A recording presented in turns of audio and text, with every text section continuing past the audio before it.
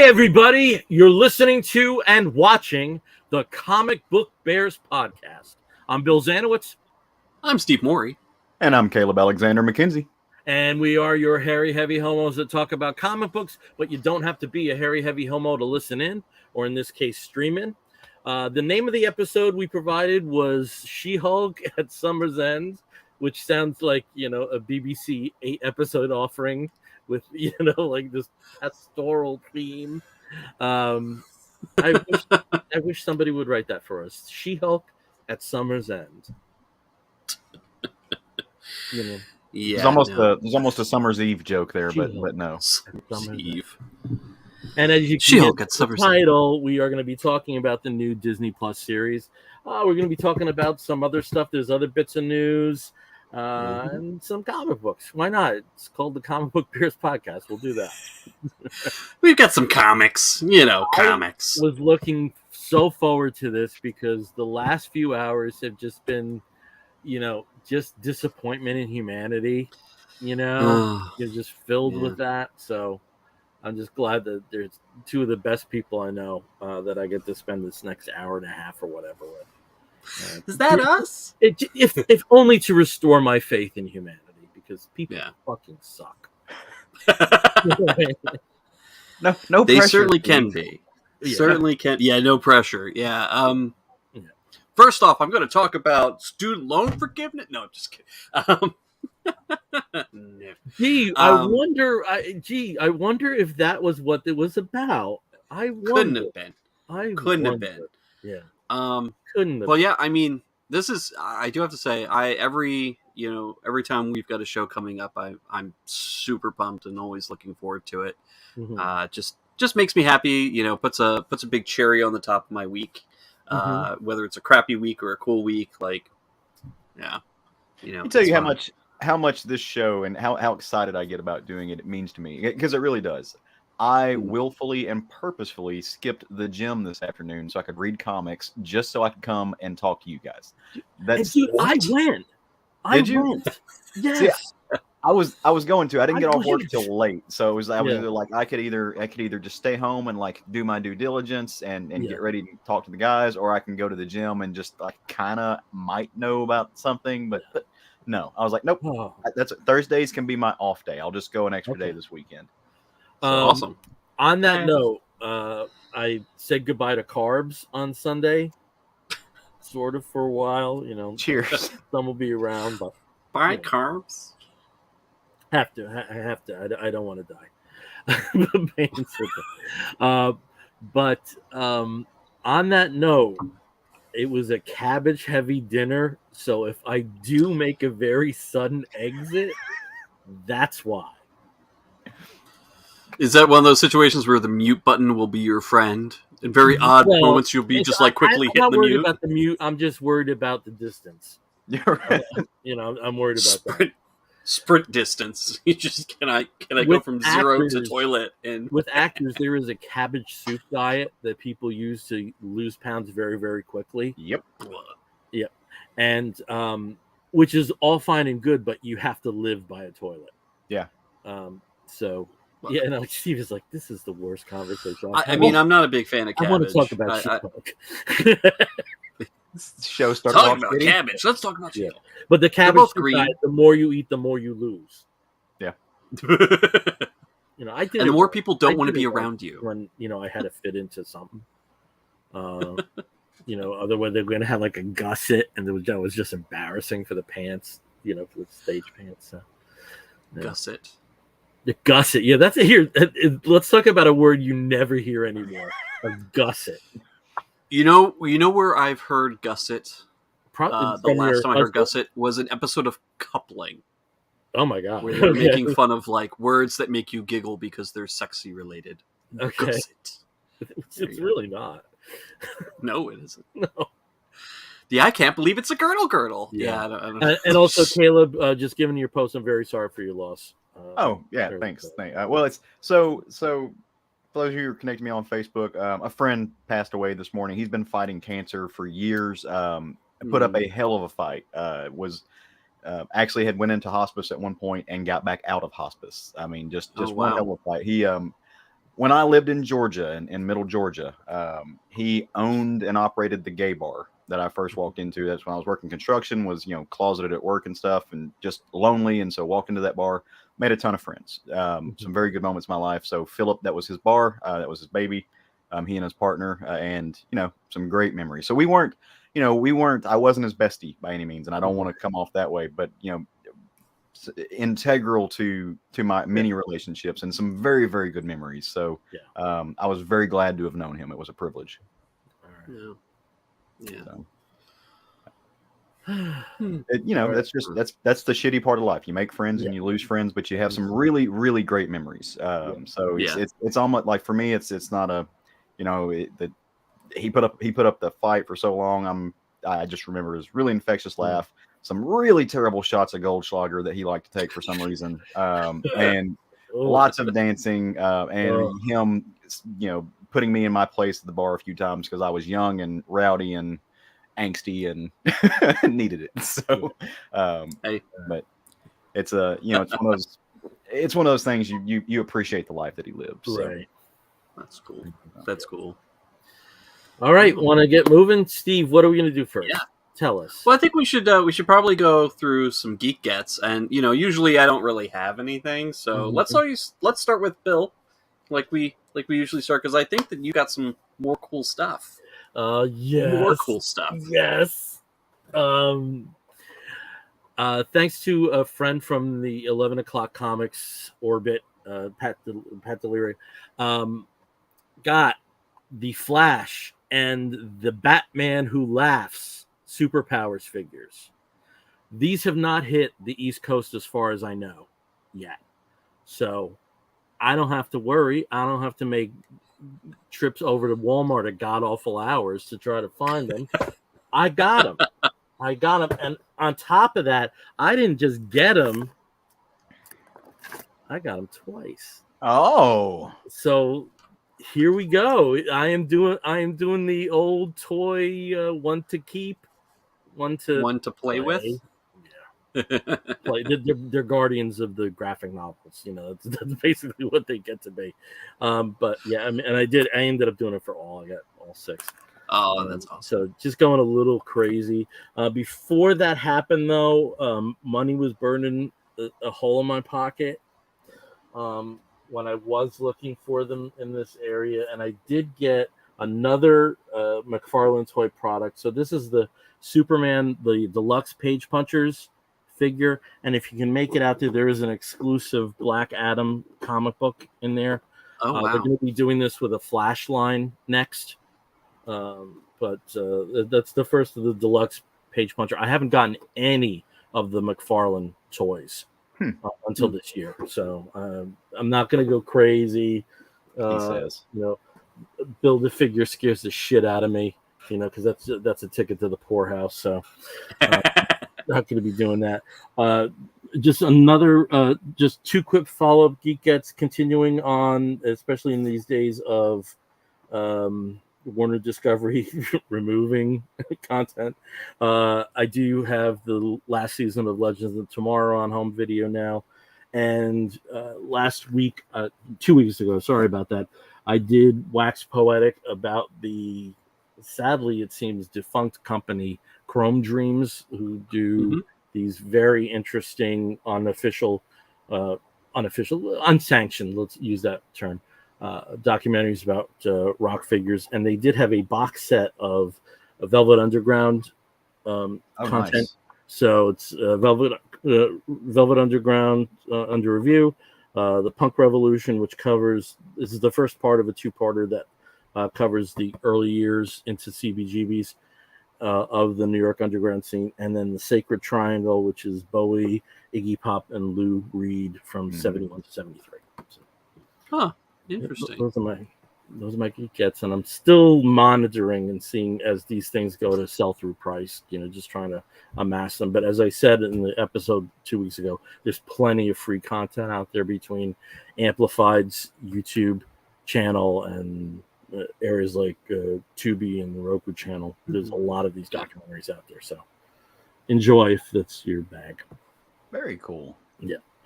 Speaking of documentaries, Ken Burns put up one hell of a post. Yes. Week. I don't know if you guys saw that. I retweeted or whatever. Oh, did you? Yeah. About books. Yeah. Yeah. It was really cool. So our Geek Gets section is going to be a little EOC friend centric this week because I had some. It's a good group of friends to be part of. Yes. I've got a lot of reciprocating I've got to do at some point. Yeah. But our good friend Arnie sent me something that I absolutely adore. I've been looking for it forever, could not find it. As you guys know, I'm not much of a toy collector, but I'm a big fan of a certain franchise, which is Gargoyles. Oh, he found it for you, and he found the Demona. The is it NECA. Yes. Again, not a toy head. He found the NECA Demona action figure for me, and I adore it. And I've got the Goliath and the Thalog up on my shelf, which this will get parked by promptly. So my little toy collection is growing. I'm a big fan of music. If I'm reading, if I'm sitting around the house, I've got to have something playing. So swung by my local purveyor of fine vinyl and picked up the Essential Wu-Tang because it's for the children. Had to grab that and bring it home. And then last but not least, I had a really cool Kickstarter for fulfillment come in from a EOC friend of ours, and that is Mr. John Westhoff and his company. Oh, I got mine over there. I should have. Yeah. Part-time. Part-time comics, and he sent me a load of awesome stuff, including, Bill, you'll recognize this, probably my 7th or 8th copy of Banthology 3. I will never get tired of getting those. I love it. A copy of On the Stack 2, which is a tribute zine to Magic the Gathering that Part-Time Comics does. A copy of Up and Let's Go, which is a comics tribute to the comics of Springfield. There's because they can't say what it is, but it's The Simpsons. And then last but not least, the reason I backed the Kickstarter from Westhoff and Doherty, an amazing team. I got not one, but I ordered 5 issues of this. I ordered the EOC, or not the EOC, the retailer pack. So Drumsticks of Doom, which is their new comic, which I can't wait to read. I'm keeping one for myself and taking 4 copies to my local comic shop and just dropping them in the box of some friends of mine. Nice. So spreading the love. Yeah. But as is the way with Kickstarters, they also send you some free swag that's pretty cool. Stickers in the death metal Drumsticks of Doom font. A nice little Part-Time Comics coaster with their logo on it. I like that. A playing card. It's a goblin, which is, why not have goblins? Is awake and rise, or be forever fallen, a winged Mercury. So apparently this is part of a game you can play, which if I know, that's awesome that they made their game. And then a pin, which will go on my art bag, and a guitar pick, which will go in one of my guitars. So I am pretty excited about that. I have to say, when you do open something from John, it's almost like seeing a Broadway show when half the cast is sick, because you open that playbill and like all those sheets come out about who's playing what at this performance. I got a different package than you do. I got Drumsticks of Doom, I got the Springfield book, and I got Depowered #1. Oh, nice. Yeah. I'm still waiting for mine, guys. Can you do me a favor, since you have that right with you? Can you open my story in Banthology? I just want to see the guy. Let me see if I can find it real quick. Talk amongst yourselves while I flip this story. Well, I'll talk about it. This was in some ways my tribute to Bad Religion, and just a band that my level of respect for them is higher than my level of enjoyment for them, and that's not a diss. I just think they've always been a really interesting band, how they've conducted themselves in business and how they've conducted. I just think there's always been a lot of integrity there. If you can't find it, you can't find it. I just wanted to see that guy. Yeah, there he is. There's my guy. Oh, Love it. Yeah, I'm the same way with Bad Religion. I listen to a lot of their stuff. They pop up on my my Spotify or Pandora stations because I listen to a lot of punk channels, but it's never been something I've just really super gravitated to. But but a band that really I respect. I appreciate in a lot of ways, like which is true for me for a lot of punk music. I mean, I'm not a insanely like drawn to punk as far as a genre goes, but I respect the hell out of a lot of the guys that were in that scene. So, and I also respect the hell when they decided not to be punk, and their second album actually put out what effectively is an art rock record in 1983 and Into the Unknown, which is they were where they wanted to be at that point, and there's a lot of respect for that. Cool. So, bravo, Bad Religion. There we go. Okay. High five.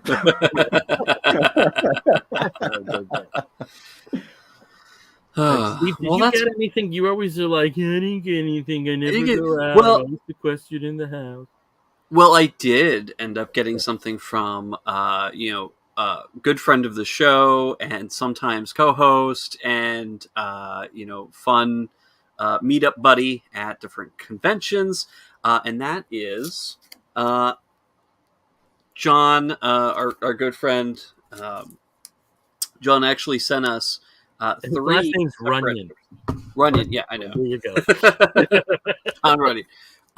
Sent us 3 copies or 3 variant covers of his wedding program, which is pretty awesome that he had several people go and create these beautiful, and I know with the glare, unfortunately, it's making it a little bit hard to see the quality of this, but these are amazing. This one's special. Oh, yeah, that's actually, this is one too.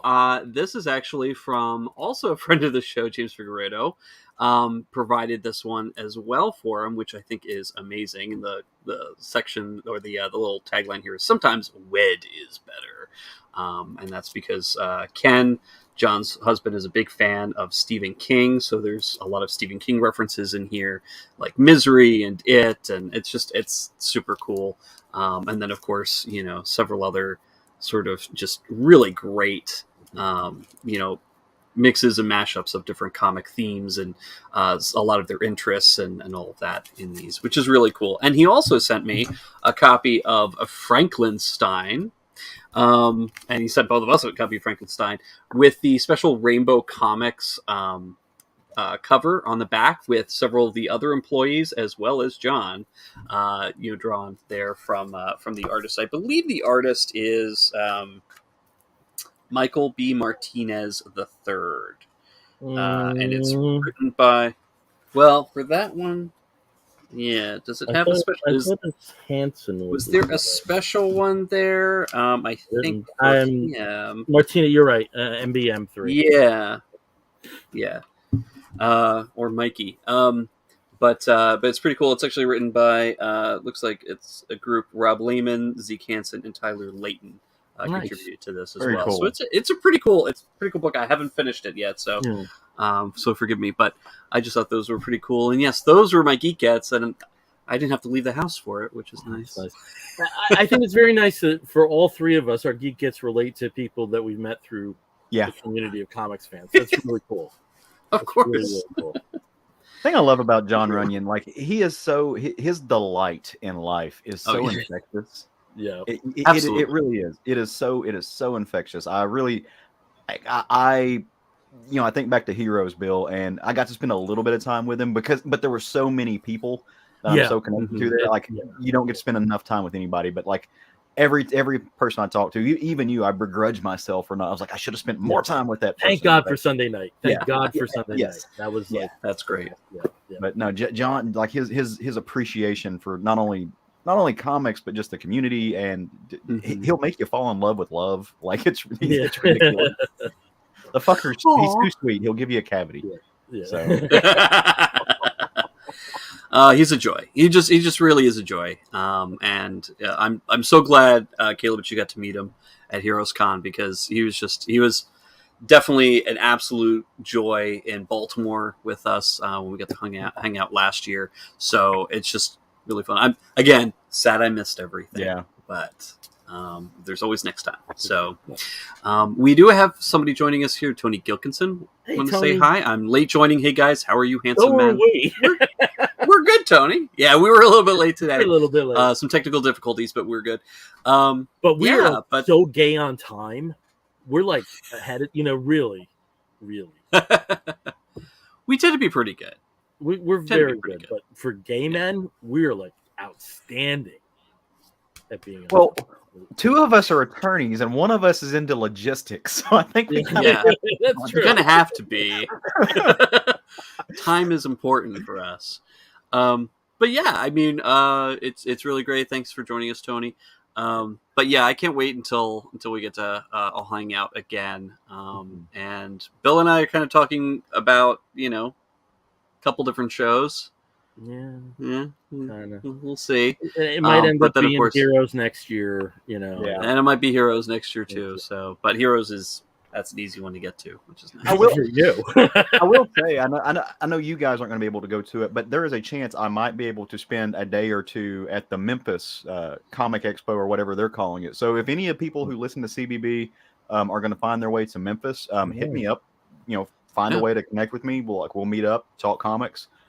See what's happening on the con floor if I happen to get that way. So I would love to meet anybody who listens, because I don't think there's a lot of EOCers that are going to be there either. No, shaping up to be a really good show. Their guest list looks really fun. Yeah, it's so that's good with guest lists, because there are some shows that traditionally have outstanding guest lists and outstanding artist alley, and they've been lacking in some areas. Looking at you, New York Comic Con. And then some other. Oh yeah, take a look. Yeah, take a look. Oh no, I know. Yeah, but please, New York Comic Con, approve. Please approve. I'm already set, but I'd rather be set at a lower price. So better access. So we'll see. But it seems that there've been some shows where there've been. And I think some of this is indicative of the pandemic. People finally being able to go out, and maybe because of some of the prices right now with the air flights. Yeah, I mean, sticker shock when I started looking into Seattle. Ooh. We found we actually were looking. We found some good rates, but again, it's funny. Maybe we're like a little too far out. Yeah, we are kind of far out from like ECCC, which is in March, it's great that they're moving it back to this to the early part of the season, because it was like always the season opener, and it's been the past couple of years where they've had it's been now, which is not usually where it is. So good on them on only giving themselves 6-7 months to prepare. So but yeah, and I agree, Bill. I think a lot of it is still, is still some pandemic concern, travel costs. I think with the travel costs, they may be going to a show that's more local to them. Yeah, and spending, because it's not cheap for some creators. It really is. No, right. And especially when you have your product and merchandise to lug around. So lug around and then lug back. So that's not, if you don't sell it, it's one of those things. And when is that Memphis show, Caleb? It's in September. I don't have the exact dates yet. It's like September the 20th something. Okay. So I'll look into it and make a few posts. Like I said, the guest list looks phenomenal. I'm still not 100% sure if I'll get to go or not, but I certainly want to. It looks like it's shaping up to be a fun show. Cool. And I'm 3 hours away from Memphis, so I'm trying to see. One thing I need to pitch to Brian Newberry, because like Memphis is right in between us, and it's 3 hour drive for him too. So maybe Brian will drive up or something and hang out with me for a day. It'd be good to see him. Good. Nice. Like you said, we have a lot of friends that we have met through this community. So I mean, there isn't a convention I've been to in the last 5 years where I didn't know somebody. Right. Yeah. So Memphis Comic Expo is the 24th and 25th of September. So 24th. Google thumbs over here. Good job. Yeah, I'm pretty quick. Which is the day or the weekend after my birthday. That's nice. So think about me. September is my Rocktober. Mm-hmm. Though it's a little less now because Crowded House delayed their tour.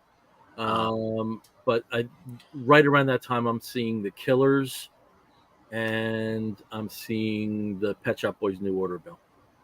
Nice. Well, and you're kicking off the month of September with Soft Cell, right? Or is that? Well, that's next Tuesday. Next week. Yeah, next so Tuesday. That's okay, so like a couple days early. Show. Right now, my kickoff show will be Bauhaus. Oh, very cool. And then a show that I know I would love to have gone with Caleb is the night after, which is Ghost and Mastodon. Yes. Oh, yeah. And then little indie rock band Ghost is Roxy Music and St. Vincent.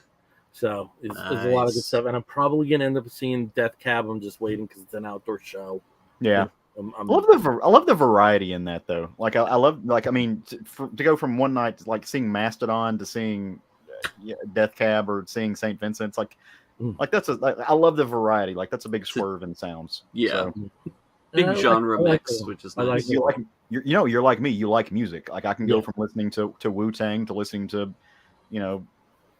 Dimmu Borgir, some death metal shit. So, yeah. And there's a group I've discovered that I've never heard of before that have been putting records out for like 20 years, and they're led by two brothers who are LGBTQ, and they're called the Aluminum Group, and it's in that Burt Bacharach, Divine Comedy sort of ultra pop area, and they have a show that's going to be on a boat in New York, so I'm thinking about that one with Stephen Merritt from Magnetic Fields is going to DJ. Oh, before that, so very cool. Sounds like a gay old time too.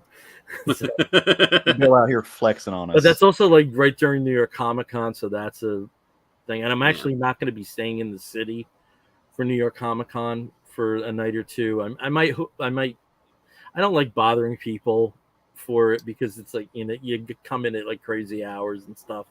But it's like the hotels are just insane, and I'm running out of points, so I gotta get back on the road for work, man. Yeah, so I have not paid for a hotel room since 2013. 9 years of not paying for a hotel room, and Steve has been the beneficiary of some of that, and these have not been shitty hotel rooms. Yeah, 4 times, 3 times, 4 times, 4 times, 4 times. Yeah, 4 times. Yeah, it's pretty cool. Yeah. Yep. Various cities. all of our travels. All our travels. All of our travels. As we enjoyed She-Hulk and Summer's End.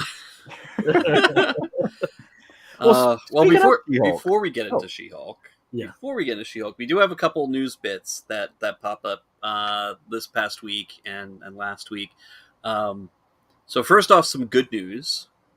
I mean, if you're invested in it, but Alfred Pennyworth back from the dead. Of course, DC, with early solicits, loves to spoil the crap out of things. And, this happens with Marvel too. They're big surprises, and oh my gosh, mysterious return of a beloved character, and then they go ahead in the preview comic and spoil it for everybody. But Alfred Pennyworth is back from the dead. We're not sure how necessarily. It might have to do with magic. In the first issue of Batman vs. Robin that comes out on September 13th.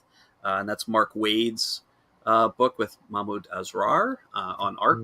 So looks pretty cool if you've been sad about Alfred and wondering how you'll get through your day. Now that he's gone, it's comics. Nobody dies forever. Not even Barry Allen, who came back after 25 years. So it's, you're in good hands knowing that Alfred would be coming back eventually, but now we know he will be back.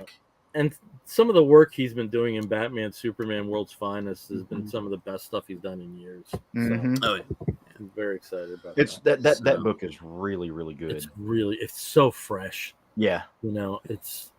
I mean, how old is Wade? Is he probably like 57? I was going to say late 50s, early 60s. 57, 58, something like that. Yeah. And there's an energy there that a lot of younger whippersnappers just don't have. That it feels like a book written by someone much younger. Yeah. Well, with these characters in particular, like I remember. So thinking back to the last time I read Wade, that I was just like, oh, this like kind of deflated. Was he did an Avengers run that I wasn't feeling because that energy wasn't there. But it's like him getting to play with these DC characters it's like he is literally a kid in a candy store. Yeah. I mean, figuratively, not literally. He's because that's not how that word works. But it's just the energy is just it's crackling around him, man. It's really fun seeing him just play with these folks. And it sounds like this book is a chance to play with like a lot of different things, because it's obviously you get to play with the Bat mythos and the Bat family and the history of Damien's history. And he's never played with Damien. No. Yeah. Yeah, he gets to do all that, and then on top of that, because there's a lot of magic that's involved apparently in this, you get to play with the magic characters too. So Zatanna, I think, is already in the solicits for issue number 2. I'm also wondering if the Batman Zatanna arc in Urban Legends is somehow a precursor to some of this.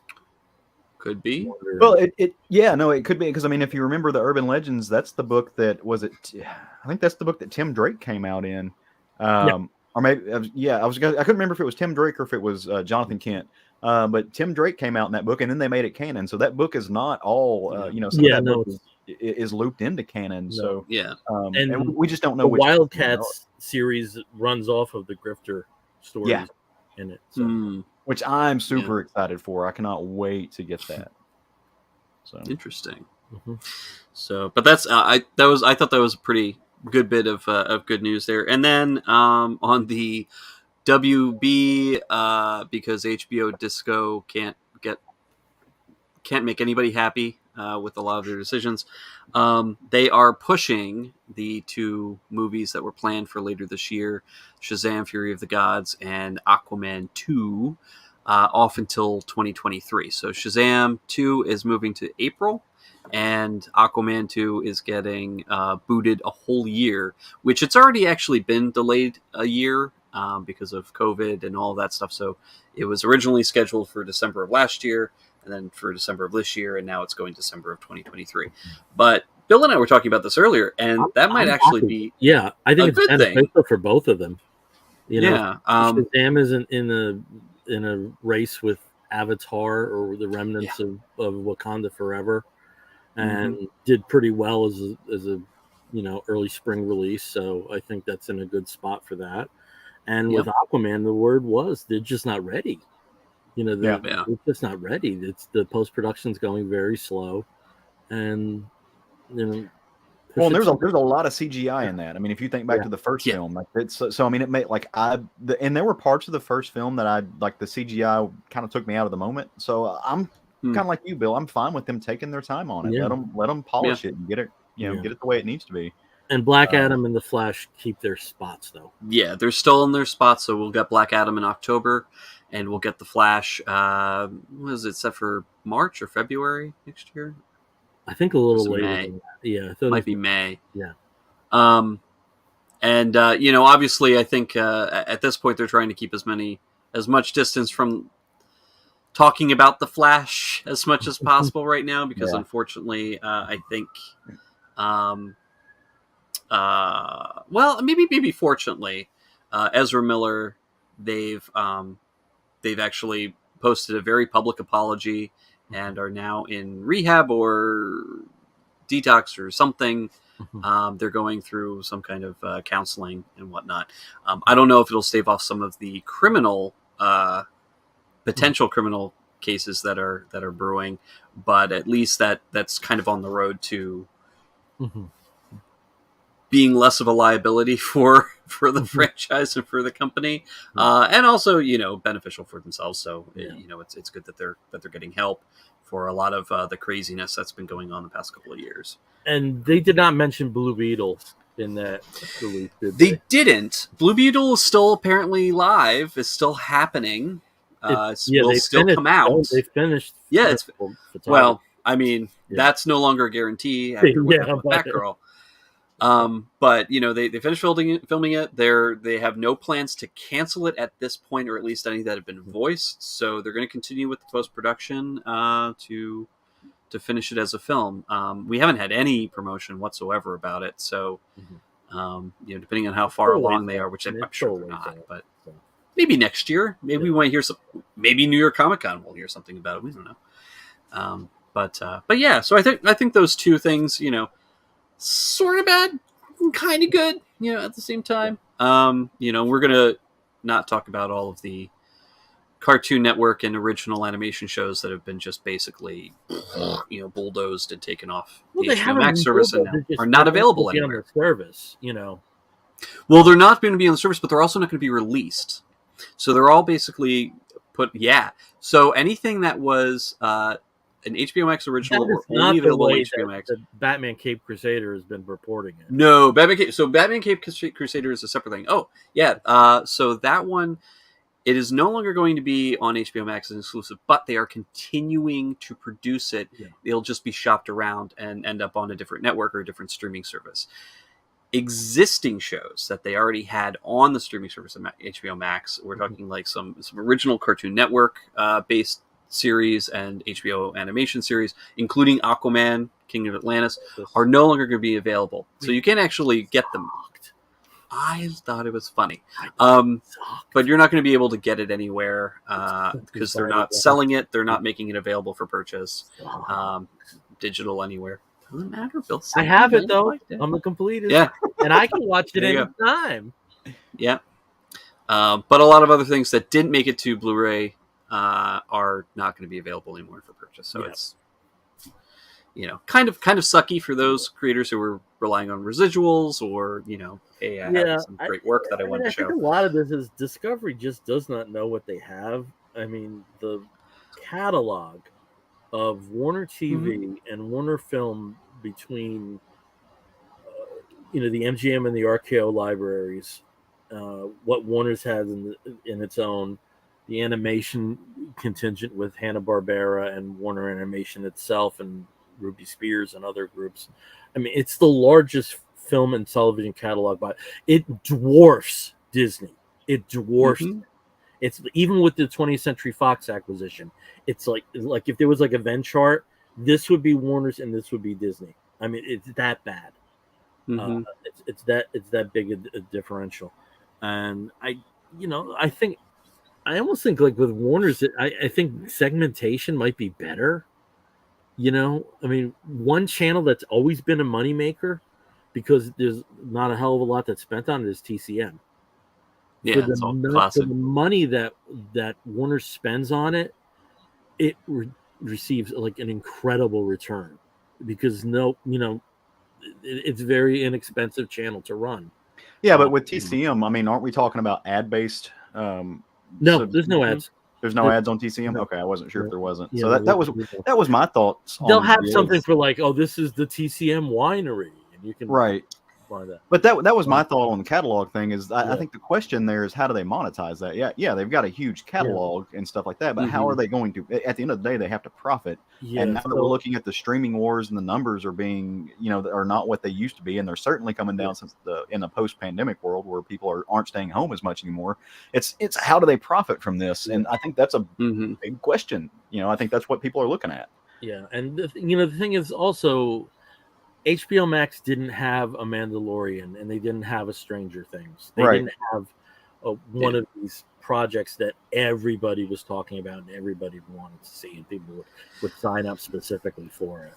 They had some great stuff. They just didn't have that breakthrough project. But I think there is something to say with like consistent quality versus like one great thing. And this is Netflix's problem.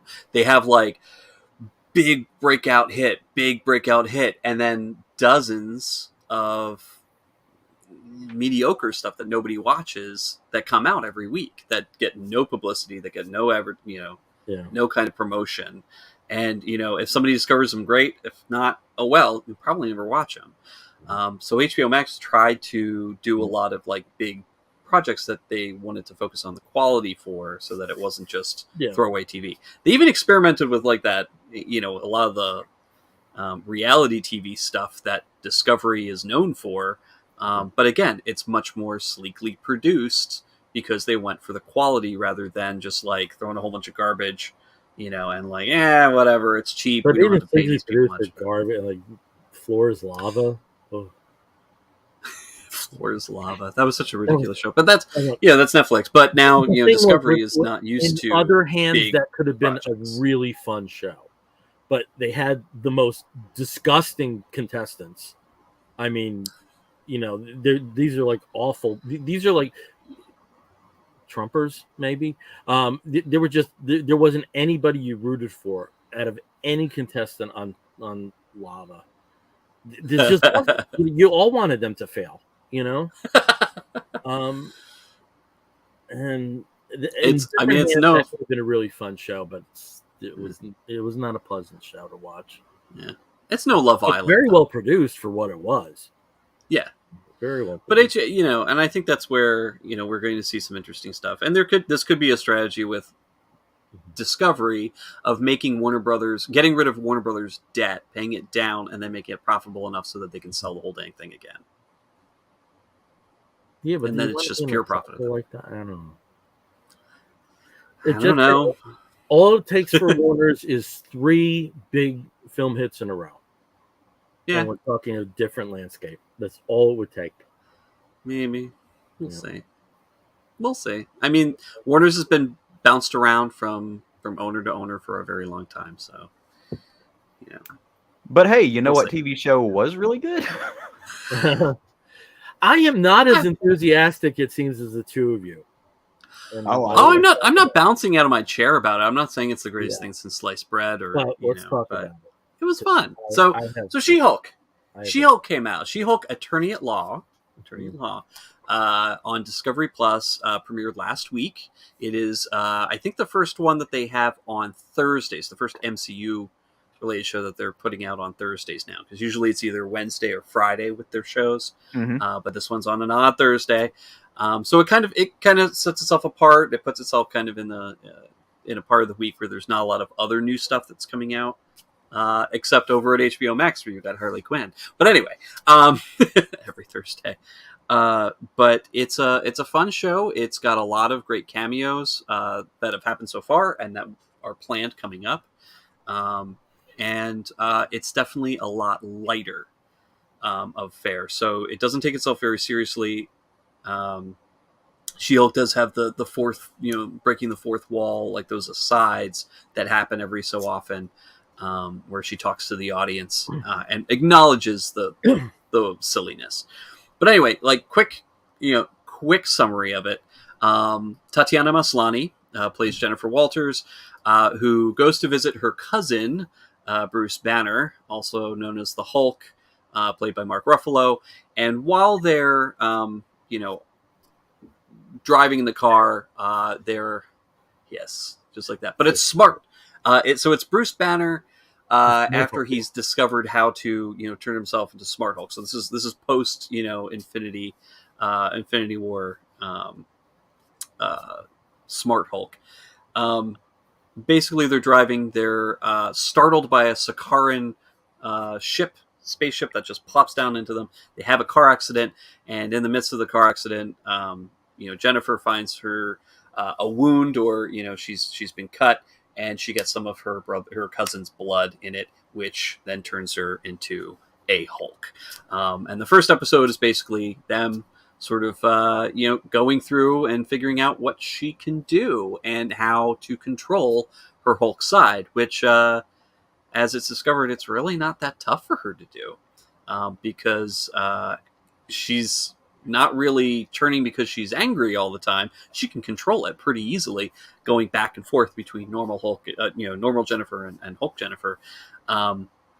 But and also has a lot of strength and a lot of things that Bruce took years to master.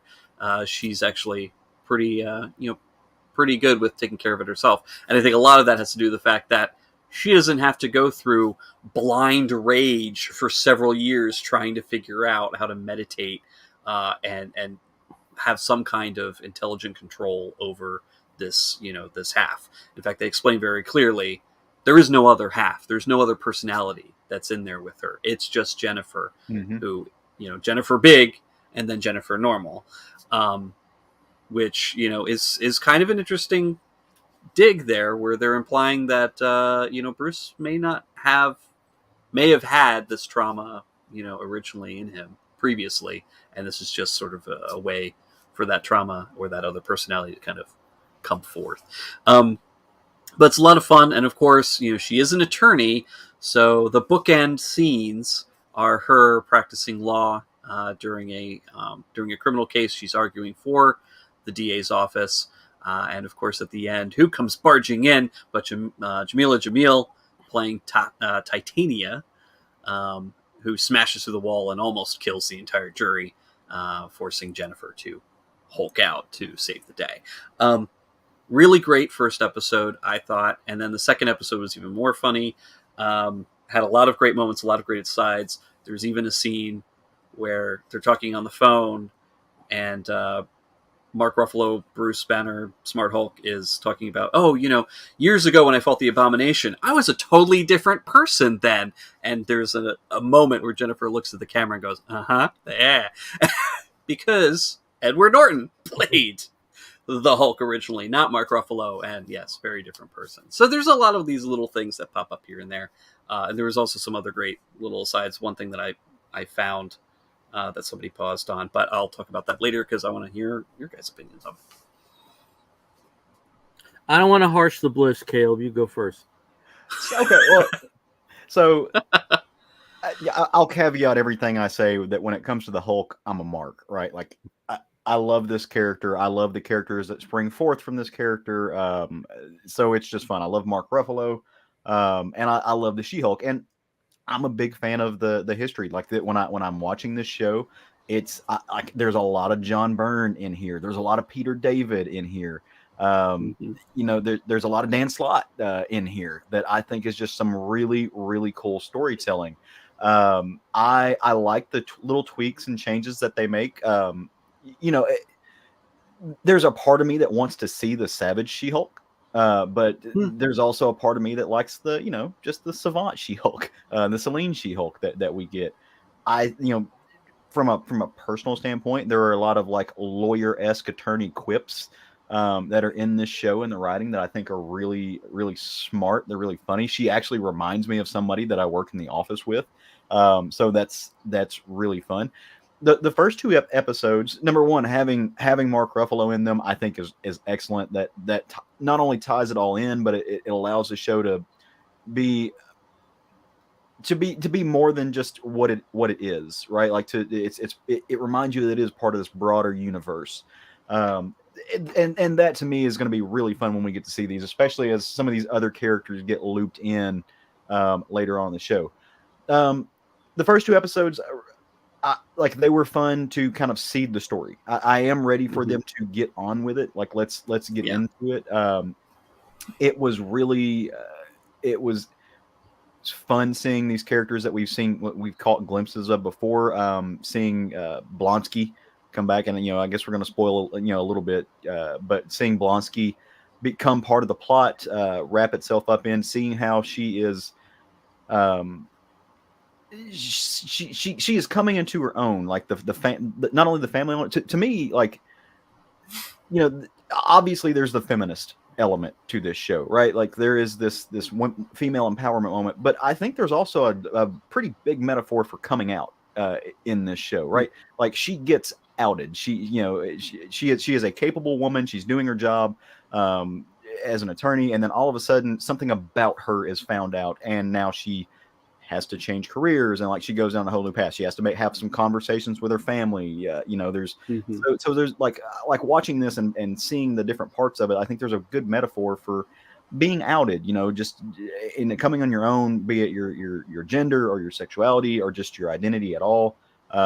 Finding a way to like pave your own path and to, I think, very adeptly and very quickly use the thing that sets you apart and the thing that was weaponized against you to learn to use it to your own advantage. That's going to be really, really fun to watch. I love Jamila Jamil. We haven't seen a lot of her yet, but I want to see more. I want to see Titania. I love that they are making her an influencer in this. That to me was I just like that. Yeah. I can't wait to see where that goes, just because that's part of the quirkiness of the She-Hulk character, right? I'm ready to see the fashion in this show. I love that the different outfits when she's in her Jennifer Walters form. The clothes are kind of oversized and a little bit 80s, like puffy cinch waist, some shoulder pads and stuff. And then when she hulks out, they're tight and they turn into capri pants. And it's the same outfit. So I think that the wardrobe did a really good job. was thrown off a little bit in the first episode by some of the CG, like the Hulk face, but it's a television show, right? So I mean, take what you will. It's episodic. They have a budget, and they're doing some pretty cool stuff with it. Not to spoil anything, but I don't know that we'll see Mark Ruffalo's character again in the show. They've gone to something has happened there. I think that's pretty cool. We'll see how that works out. But it was good to just get a little taste of Mark Ruffalo. Boy, wouldn't we like more of a taste of Mark Ruffalo. But that's a different story for a different time. But no, I'm really enjoying it. It's really cool. Yeah, I never thought I'd see the She-Hulk on TV, right? Like outside of a cartoon, a live action. We were having that conversation with Sandman. Like, whoever thought we'd be seeing Sandman on like, well done. And now like we've got shows like She-Hulk, like that promises to do some really cool things, like loop in some characters that we know from, like, the Netflix days, now that the 2 years have passed and they can play with those folks again. Not spoiling anything, because hell, they're on IMDb as part of the show. So, like, who's going to be here? Yeah. So it's going to be fun to see that in action. I don't know. I'm enjoying it, but I'm also in it just for the entertainment value. And to me, like, I was thinking this while we were talking about the WB stuff. I'm not really pressed for time. I know that these are some beloved characters to some folks, but for me, like, we have an overabundance. I mean, is anybody out there lacking things to watch? Like, I mean, we have an overabundance of entertainment when it comes to, like, these comics derivative properties. And so let WB figure its shit out. Marvel's given me some cool stuff. I've got some great DC cartoons to watch. I've got a whole bunch of Image shit that's getting turned into this, that, and the other. Like, we are living in a wonderful. I've got something I'll talk about later, but I mean, outside of even comic stuff, we are not lacking for properties to enjoy. So I'm not pressed for time. Like, let them do their thing. I'm just in it for the entertainment value, and that's what I'm getting from this. Okay. My first issue, and this isn't necessarily something that they had to do, but this is not my Jennifer Walters. This is not her. I mean, I find the creation of She-Hulk just a fascinating story. The only reason she exists was because they were worried that Universal, when they had the Incredible Hulk TV series, was going to create a derivative, and that Marvel would not own the rights to her. That's the entire reason this character was created and saw print. John Byrne did amazing things in bringing her into the Fantastic Four. I mean, the only character trait she had before was there was a continuing thing about car trouble in the original series that carried over into the Avengers. That's it. There was nothing there. And what he did with her was just great in the Fantastic Four, and she was a really good fit for that book at that time. And the Sensational She-Hulk graphic novel has the moment that to me is Jennifer Walters, when Reed tells her, because of the continued transformations, it looks like she can no longer transfer back into Jennifer Walters. And she's like, okay, so what's the bad news?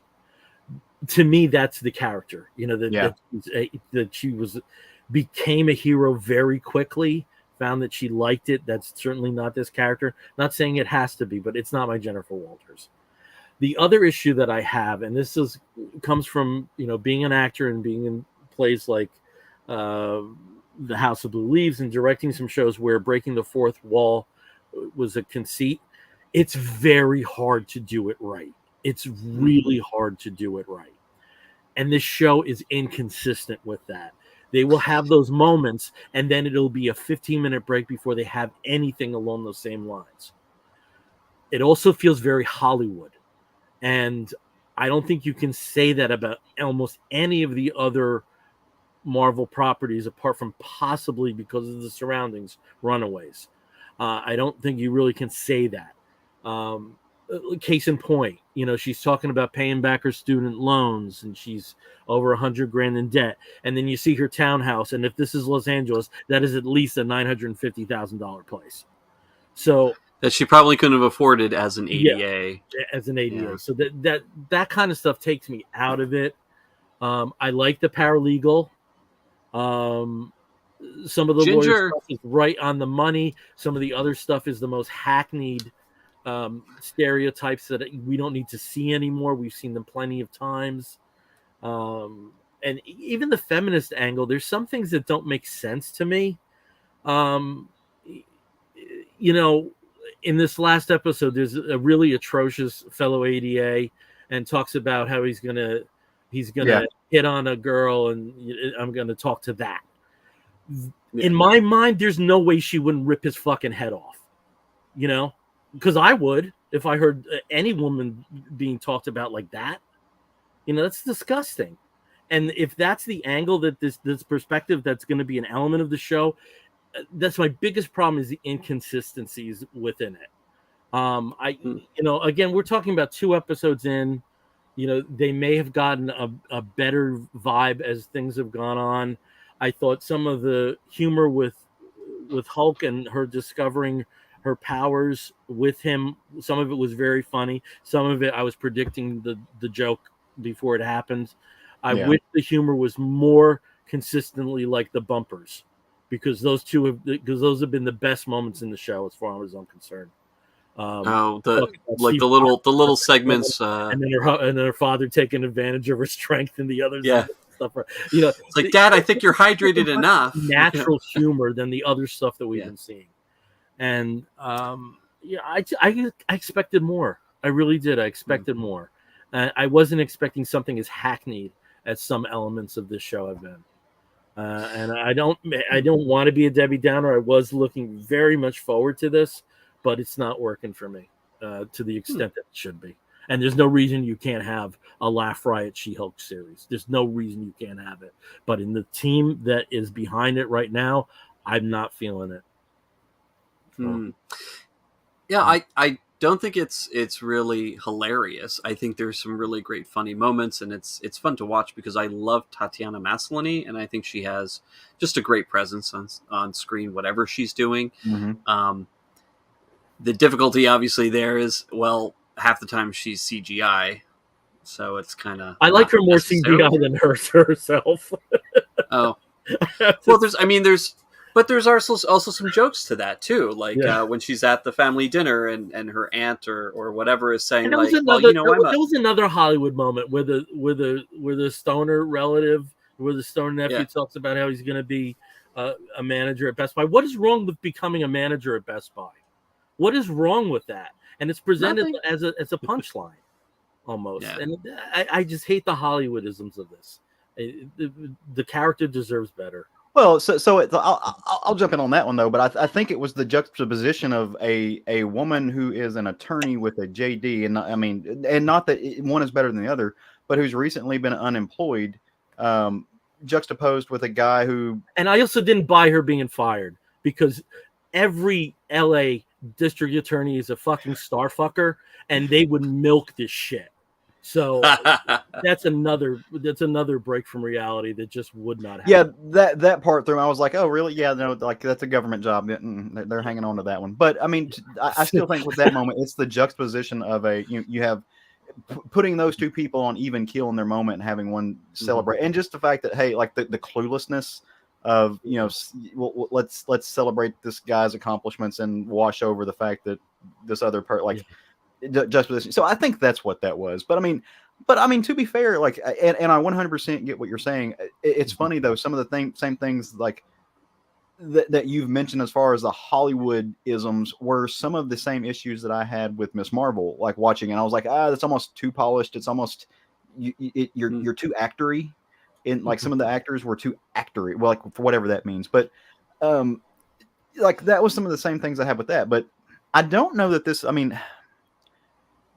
I don't think this was meant to be a comedy. Like I'm not getting and it's not, but I'm not getting that vibe. I think it's like Steve said, it's meant to have some funny moments, but I don't think it was meant to be a sitcom.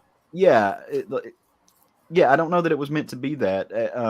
And maybe it should have been, but I just I get that they're going in a different direction with it, and like you said, it's 2 episodes in, so and they really haven't like they've just seeded the fields, as it were. So we really don't have a good idea of what they're going to do with the character once she comes into her own. Because I'm like you, like the She-Hulk that I know and love, which I mean, there's been a ton of iterations. I'm personally glad that this is not like the rawhide She-Hulk that we've had for like the past couple of years. Yeah. Like I'm glad we don't have that. As much as I like the Tamaki She-Hulk, that is way too depressing for TV. Right? Yeah. I mean, I'm glad we're not getting that. Yeah. I mean, there's been different iterations of the character over time. I am ready to see that the whole thing of She-Hulk. You know, when you see those great images of her like practicing law, and you know, this a 7 and 8 foot tall behemoth of a beautiful woman. Muscular and all the things was because she was more comfortable in that persona. She was like, nope, this is who I am. Like this is the way I like to be. I'm going to put it out there for everybody. And you know, like I'm cool with seeing that character growth. I do hope we get there, but I'm cool with them taking a little bit of time, showing us where we come from. So yeah, because I mean, there is that shock where she's like, the only reason she was hired at this new law firm is because she's a She-Hulk, and then it is imperative for her to be the She-Hulk at work, and when she's, you know, trying anything in court, like she has to be her superhero self. But I think she'll get to that point where it's less of a burden and more of like she looks forward to it, and I think that might be something that we'll see going forward. But yeah, I mean, Alka points out, it's not that I disagree with anything here, even the criticisms. I think there is a fine line, especially when we've been spoiled in the past with Fleabag, that did fourth wall breaking extremely well, very frequently. Very well. And that was something where it was consistent. I mean, you would basically have moments where she'll be talking and performing, you know, delivering lines, and look at the audience to give her actual true reaction and true thoughts. And that's something that I don't think they should try and replicate. But yeah, I think they need a little bit more consistency with the fourth wall breaking, because it seems like it's just it comes in weird moments for a lot of like punctuation comedy, you know, comedy moments that work, but then you're kind of like, you know, there's a stretch where it doesn't. But I don't think that's a huge problem. Unless they're going for like laugh out loud right as comedy. If it felt more consistent, I'd be okay with it. And yeah, I mean, I think Fleabag is an excellent example where there was consistency. Another example I can think of is The Office, where they were. That show. What? I fucking hate The Office. Oh, okay. Like I realize I'm the one person that doesn't like it, but Raj tried to get me to watch that show, and I can't make 5 minutes. It was consistent in how they treated, you know, particularly Jim.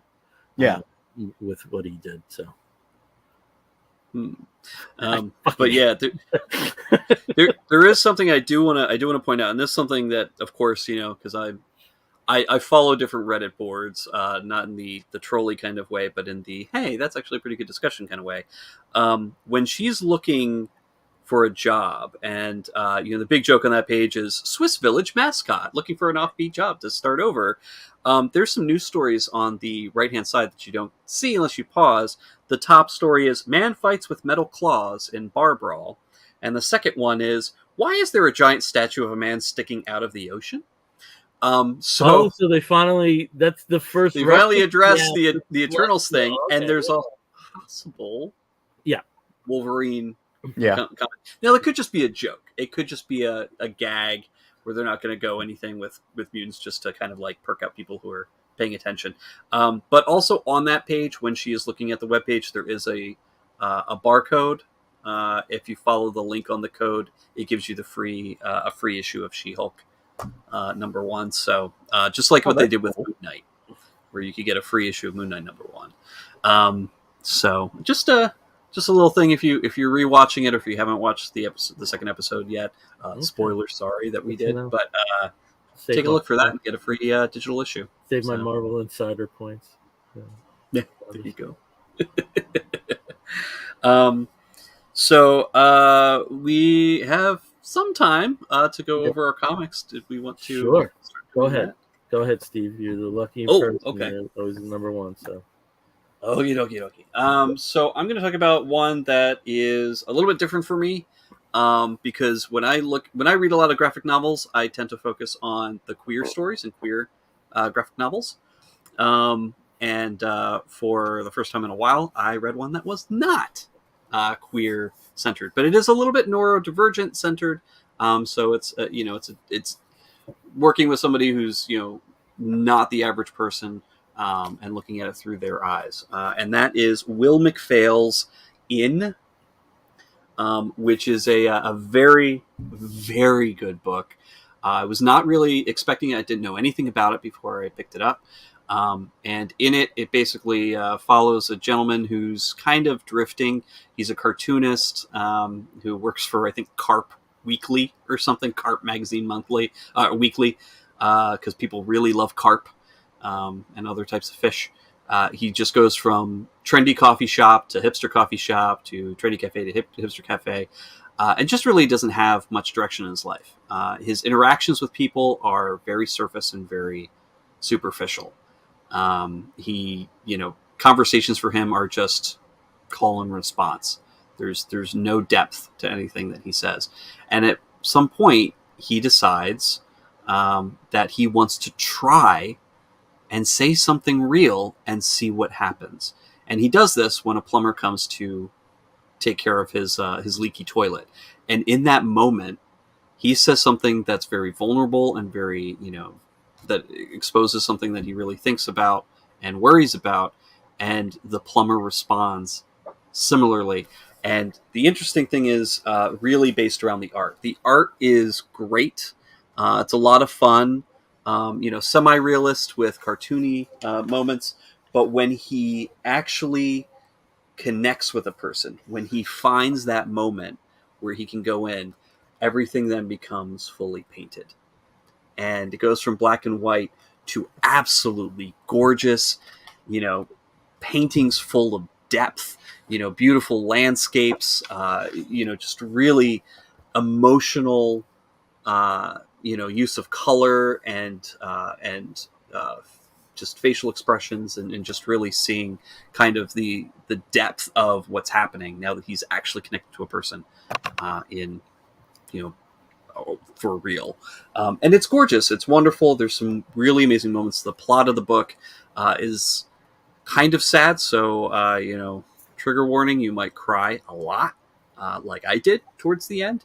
But it is a gorgeous story, and it has some amazing, beautiful art that really is was a surprise, and it was a very happy surprise.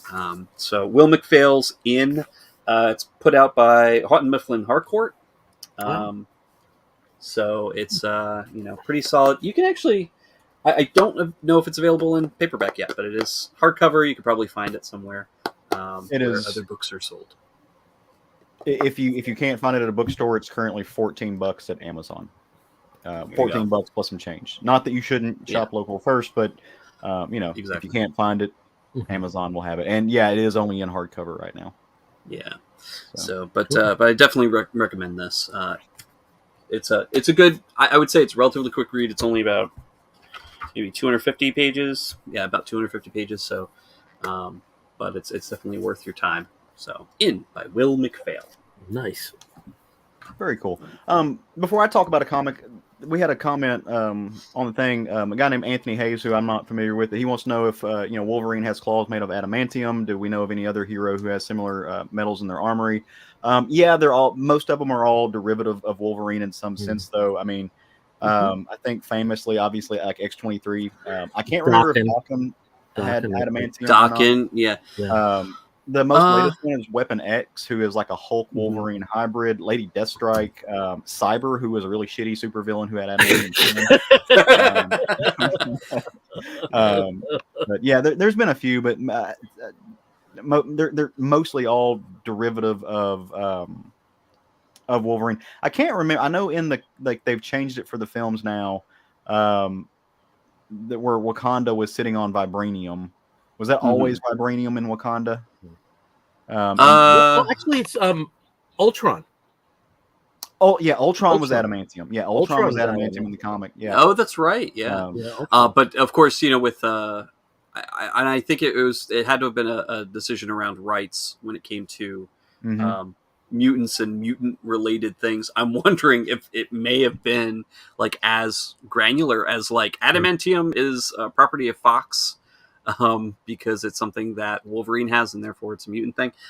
Could have been because in the movies Ultron is made of vibranium, not adamantium. Yep. Because that's the magic metal. In the Marvel Cinematic I believe with one of the stories when because like Bullseye has broken every bone in his body many times. I think one of his reconstructions included adamantium in his spine, maybe. Probably. Omega Red. Omega Red, adamantium lips, with his testicles. Lady Deathstrike. I mean, did you say Lady Deathstrike? Lady Deathstrike, Lady yeah. Deathstrike, yeah. Okay. I think depending on which area you're reading at, some people allude that Sabretooth had adamantium claws, but that's not consistent. So do it that way. Certainly wasn't in the for such a rare metal that was so hard to work with. They sure made a lot of people have adamantium, especially part of the Weapon X program, which just keeps finding new and different people that were part of the Weapon X program. That's true. Those Canadians, they're so industrious. You're also talking about mutants, which are supposed to be a minority, but make up like 80% of the hot movies. So, there you go. Like, these are the smallest collections, but all the characters are mutants. Yeah, for sure. There's definitely a lot of adamantium characters or characters with adamantium in their body for either weapons or for protection. But and I think even Silver Samurai isn't his armor, his traditional armor, also adamantium, or is that? I think you might be right. I don't remember that 100%. So again, these things change. I mean, there's so many retcons. So. Yeah. Well, and then we can start talking about nth metal over on the DC Universe side. Yeah. We did have another question here from Bookish Bear. It wasn't a question; it was more of a comment. This just in: Marvel trolls fans with X-Men Easter egg out of She-Hulk episode 2. Yes, that's definitely something that's going to be an issue, and I think I'm frozen. Yeah, you are. Yep. When your heart's not open. There you go. Now you're not. When your heart's not open. Madonna. No. Was she 60 this week? Is Parts she of her 60? Parts of her aren't legal yet. So I don't know. She's Madonna. But comics. That was so. I appreciate that question, Anthony. Like it was fun to kind of go down that rabbit hole, just to geek out for a minute. I'm going to talk about a book this week that I knew I was going to like. I just didn't know how much I was going to like it, and I liked it a whole bunch. And it comes from a smaller press publisher that we're friends with casually. But Scout Comics put out a new book called The Life and Death of the Brave Captain Suave, written by Joseph Saraki, drawn and painted by my buddy Kelly Williams, who I'm lucky to count as a friend, but also I just appreciate so much. And then letters by Taylor Esposito.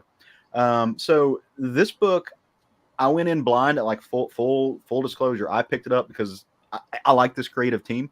They did a graphic novel not too long ago, and I meant to pull it off my shelf because I've got it somewhere around here. But it was called Letters to Joe.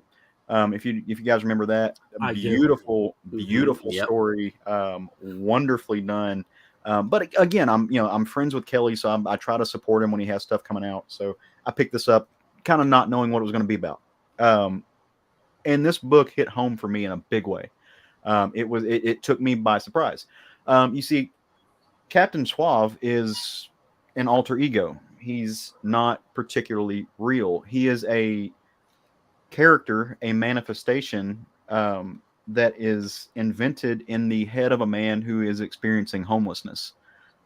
He's stuck outside in the winter, and this book is drawn in two ways. It's drawn in the real world and how we see this and how everybody else sees this, and then it's drawn in the way that Captain Suave sees the world. And as he's sitting there, people kind of and he's talking to himself. People kind of assume that, he's on the streets because he's crazy. But they're quick to let you know, no, he's having these mental health issues because he's on the streets. It was not vice versa. This is what he's going to, and this character is something that he has invented, or that he experiences in his own mind to cope with that reality, and to not lose faith in humanity. And it gets him into some trouble, right? Like, he sees what is arguably a sex worker, picking up a John, and assumes that a woman's being accosted by, some ne'er-do-wells. And so he goes and tries to stop it and gets the shit kicked out of him, right? And, this happens a couple times. He sees a flop house catching on fire. And, Captain Suave is going to rush in to save the day. And in Captain Suave's mind, there is a man freaking out because his baby's inside. But in reality, it's some dude going, oh, fuck, man, my stash is in there. Like, he's a heroin addict. And so Captain Suave runs in real life, into a burning building to rescue this baby, which is to go find this heroin addict's kit and bring it out to him. So he can get his fix. And this heroin addict follows along through the rest of the comic, and he acts as a sidekick. He starts, he gives him a sidekick name, and he starts very kind of Don Quixoteing this whole thing, as he's looking at literal these literal situations that everybody else sees and would just kind of stay away from. He leans into it. Again, he sees a woman walking out of a bar, just drunk as nine, just drunk as can be, and assumes that, again, she's being accosted and gets himself into trouble. And the book kind of lands on a cliffhanger on this first issue, like most comics do, where he's pissed off this bar full of patrons by stepping into a situation that he shouldn't have, because his mind can't untether the reality of the comic books that he loves. Like, it shows him going back to his sleeping in a cardboard box, and that he keeps comic books in. He'll still go and get them every once in a while, and that's what he says. He's like, yeah, no, I can't escape my reality in some of his more lucid moments, so I buy comic books and booze, because I'm going to sleep outside, I'm going to have an adventure, and I'm going to self-medicate. And those of you who know me, like, outside of like this show, I volunteer with a nonprofit here in Little Rock called The Van. I take clothes and I take hygiene items out and I give them to people who sleep outside. That's our mission. And it's literally just to make sure folks survive the night with some dignity. And I talk to so many folks who create a reality as a coping mechanism in real life. Like, not to this extent. Some do, because there's some real mental health issues there, but there's even folks who aren't dealing with that level of mental health issue, but they create a reality so that they can cope with life. Because why would you not do that? Like if desperate people in desperate situations will do desperate things. That's a phrase I always say. And this book really highlights that. It highlights that that important line. I also really appreciated that this book highlights that he is not on the street because he has these problems. He is having these problems because he is on the streets. I have friends who are addicts and who were completely sober when they started experiencing homelessness. They got on the street. Life is hard. They were in desperate situations. They look for something that's going to make them feel good, that's going to make them feel whole, that's going to make them feel just anything other than the desperate circumstances to which they find themselves. And that develops new problems, as you might expect. So I love that they created this story. I cannot wait to see where it goes. It is both really fun and adventurous. It's also really heartbreaking at the same time, in a very quiet sort of way. Like, it doesn't ramp you up to break your heart. It's just the circumstances. It's just the situation. And you can see some really, like, the juxtaposition of the two styles when it's showing you like reality versus the reality that Captain Suave has made up in his head. It's beautiful. Kelly did outstanding work, as he always does. Like, why Kelly Williams is not a household name in comics, I do not know. He is just outstanding, a beautiful painter, and one hell of a guy. Like, just love him to death. So get on this, support it. We need more of this. It's excellent. Good job, Scout Comics, for publishing this, and just amazing stuff all the way around. It really is Don Quixote told through the story of a person experiencing homelessness, and I felt better. Like, I felt enriched for reading this, and that's not always true of a comic, right? Like, sometimes they're just escapism. sometimes they'll reach back and punch you square in the chest. So really appreciated this story. Cool. Right. Absolutely cool.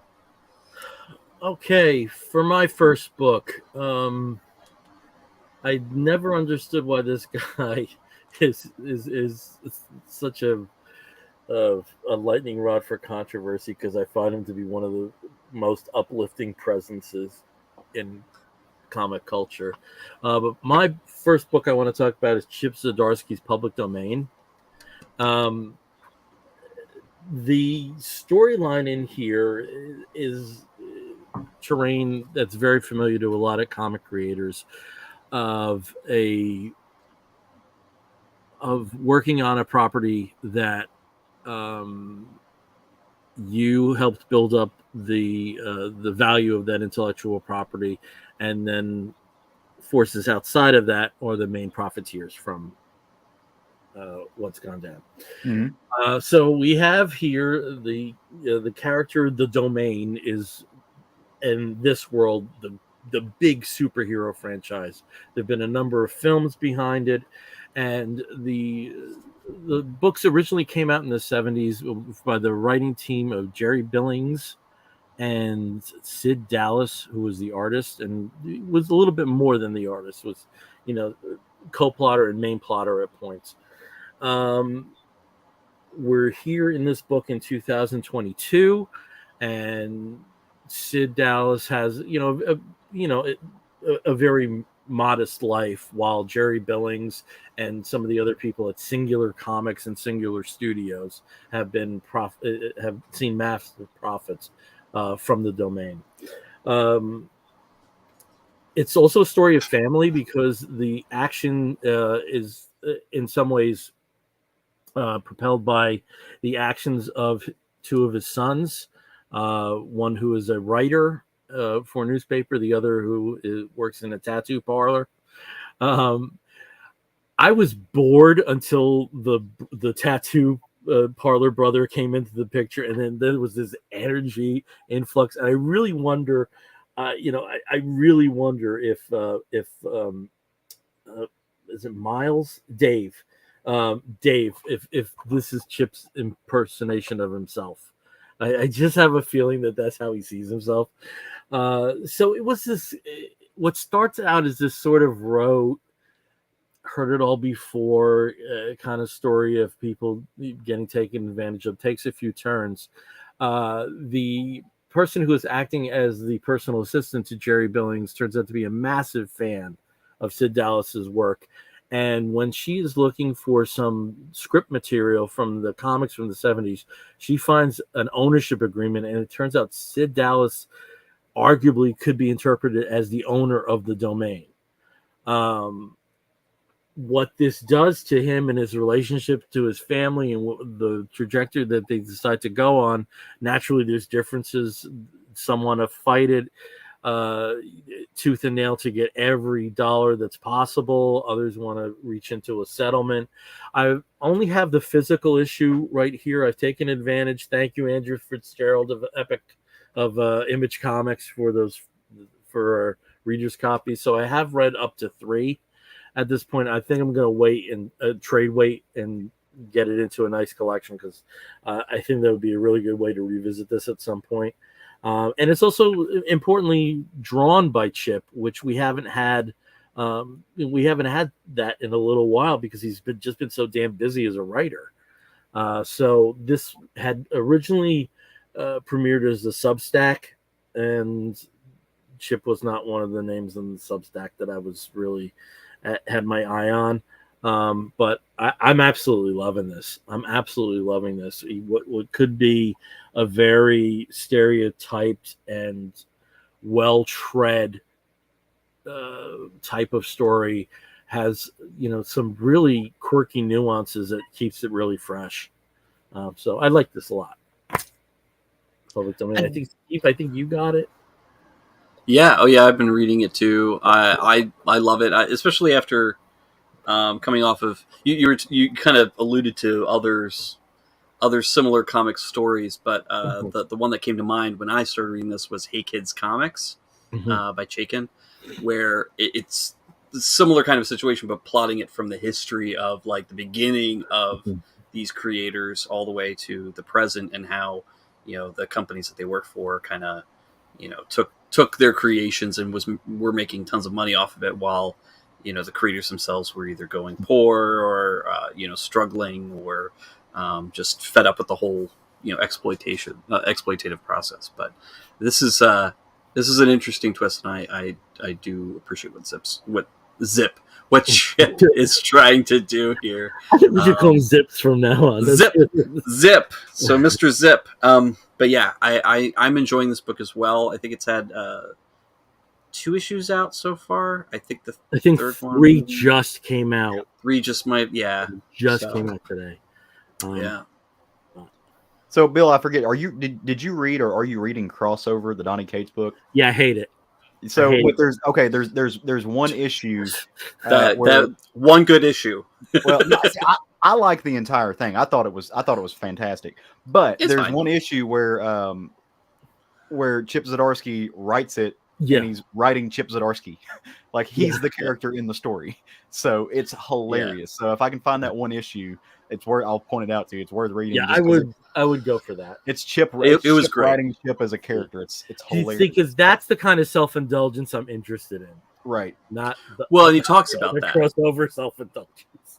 He talks about that, talking to himself, talking about that right in the comic, and it's so much fun because it's completely outside the narrative. I mean, it takes sort of like the idea from the plot, but I mean, some people seem to hate him.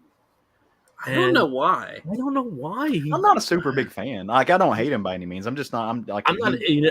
His name on a project doesn't necessarily mean I'm going to go toward it. Right. There's been some stuff. Hey, I'm still waiting for a follow up to Kaptara. So whenever he comes back, comes up with a Kaptara 2, I'm all over that.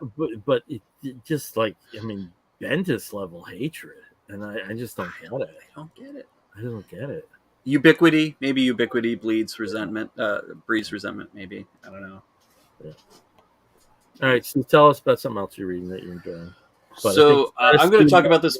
So be quickly. Yeah, I'm going to talk about this book very quickly, and I know that Caleb. I have to shout out to Caleb for recommending this book to me. I don't have it yet. I have other stuff. Our Colors by Gengoro Tagame. Yeah. So basically, he messaged me and was like, "Steve, you have to get this. I saw it at the store. You have to get this. It's a big follow-up graphic novel to My Brother's Husband." And I, was like, well, of course I'm going to do it. And I was at my queer book club meeting on Sunday, and right there, in the indie bookstore in Bookmarks, which I love, they had a copy, and I immediately snatched it up.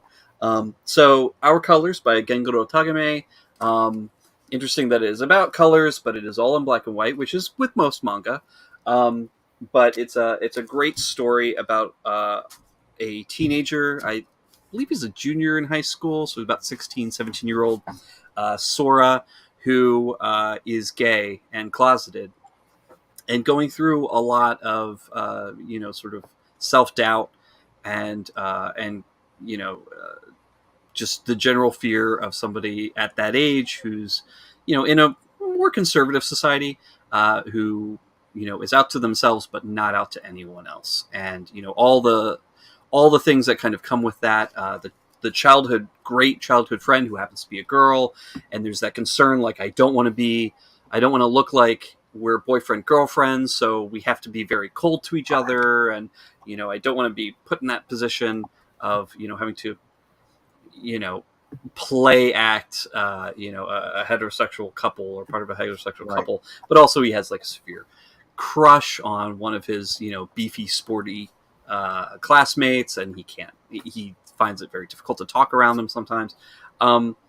But through the course of just his own personal struggles, he meets a much older gentleman who runs a sort of local cafe, who is out and is not ashamed now about himself as a gay man. And through that sort of friendship and mentorship, essentially, Sora sort of learns to accept himself, to start the coming out process. but also learns a bit about his mentor, that his mentor isn't perfect either, but that's okay, and they're learning from each other throughout the narrative and the story, and I think it's very beautifully done. And the title, of course, refers to the fact that Sora himself is an artist, and sees the world in very different ways. So there's a lot of metaphorical artwork that Gengoro Tagame puts into this, that is related to color, and of course the descriptions of color, but then also just in Sora's interactions with other people, when he. And I know that as gay men who may have been closeted, or even some who are out but are in situations where being out is a little bit difficult, there's this metaphor of a solid steel mask that comes up whenever when he's confronted with something that he doesn't want to expose himself, or make it clear that he's gay. So I think it's really great. Caleb, what were your thoughts on this? They echo yours. So you mentioned the fact that it's called Our Colors. The book's all done in black and white. And you may have said this, and forgive me if I just missed it, but the young man, the teenage kid, he's a painter. He's an artist. Mm-hmm. Yep, he's or an wanting artist. to be. And so he describes what he's seeing in the book. It's like, the sky is cerulean, and as he starts finding joy, he starts explaining the world around him in color. Then when things happen, the color fades away. I thought it was really, really great from a number of things. The juxtaposition between an older gay man and a younger man, like for those of again, I've got people in my life that I call dad, right? Like they're older gay men that I saw as father figures for, and still do. And had people say, "Hey, are y'all? Is there something with there?" And no, it's purely platonic. It really is kind of that friendship and that relationship. I thought it was wonderful. I do say, it threw me off because when I looked up this book after I saw it, it said something similar to what you said. This is the it's the follow-up graphic novel to My Brother's Husband. It is not connected. Story-wise, it's not a sequel. My Brother's Husband. It's not a sequel. Which that threw me off because the way My Brother's Husband ends, it lets there's a chance they could go to Canada and whatever. This is not that. Mm-hmm. This is Gengoro Tagame's. This is the book he wished he had as a kid, right? And it says as much in the back matter. He grew up in a world where he didn't know any gay people, and I think from my perspective, that's growing up in rural America. I know what that's like. He wished he had saw something like this to give him hope. So he made the book he needed, and I think that's a beautiful sentiment. Stunning artwork as always. There are two sides of Gengoro Tagame storytelling. This is the family friendly one, and very yes. So it's an incredible story. It's going on my short list for best graphic novels of the year already. So I really enjoyed it. Just all around, it was a great. I'm glad I happened to see it, picked it up. So. Mm-hmm. And I did want to say, it is manga, so if that kind of scares potential readers off, because you're reading right to left, and your sort of understanding of the panels and dialogue is a little bit. Haven't they all grown up by now? Yeah, I would think so. Yeah. What, people who are kind of uncertain about manga? Yeah. I don't want to. Some people still resist it because they think that manga, in their head, a lot of times manga is it's those kiddie, it's sort of like they're either hyper violent or they're all big boobies. Yeah,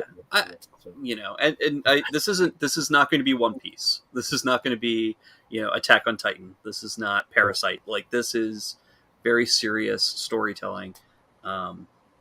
Without a real fantasy element other than the metaphorical that's in his head. But yeah, I do recommend this, and I really think that people should give it a shot if they're interested. It is it's published by Pantheon, and it's translated by Anne Ishii. So, okay, co-signed. It's good stuff.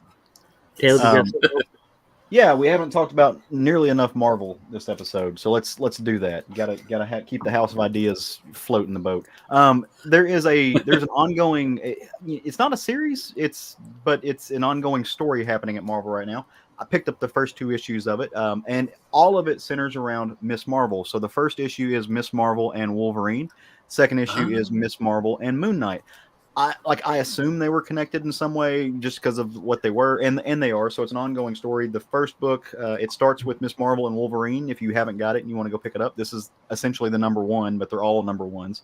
But Miss Marvel's hanging around the park in New York where the big X-Men tree is, and she's kind of just marveling at it. And of course, she starts noticing Wolverine around, just doing his thing, and out of nowhere, a big cloud of bugs come around, and it's weird. And then she realizes that these are like cybernetic bugs, and there's a giant locust storm of them, and that they're doing things. So she has to team up with the X-Men, including Wolverine, to stop them. Storm shows up, storm, lightning plus metal things. You can imagine what happens. Short but sweet. They save the day, and the X-Men appreciate what Miss Marvel did. They appreciate what Kamala Khan brought to the table, and she had this idea that saved the day, so they kind of owe her a favor.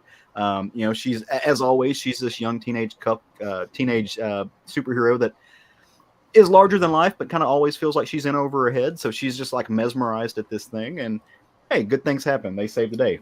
Fun stuff. But it doesn't end there, as you might imagine. Like some of the bugs, as everybody dissipates and walks away, some of these little robotic locusts like pop out and fly away, and you get to see that there is a mustache twirling, evil, mysterious, very evil, very mysterious, mysteriously evil villain somewhere doing mysteriously evil things that you don't know about. And these bugs fly back, and they've collected samples of Jean Grey and Storm and Rogue and these and Wolverine too. This he's going to do something with them.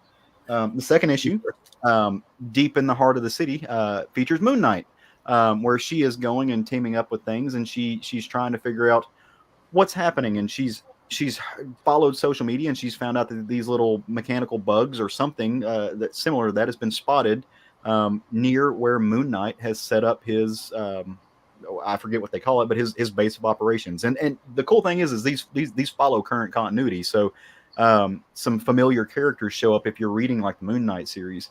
Like Hunter's Moon shows up in this. The vampires are playing an important part in this. But she's tracked it down to his neighborhood, and so she's gone to him, and said, "Hey, I'm in your little area, might need your help." And he's like, "Yeah, it's Moon Knight, so places under my protection and gods and weird things and ancient Egypt people. And don't fuck with my vampires because I'm now for them."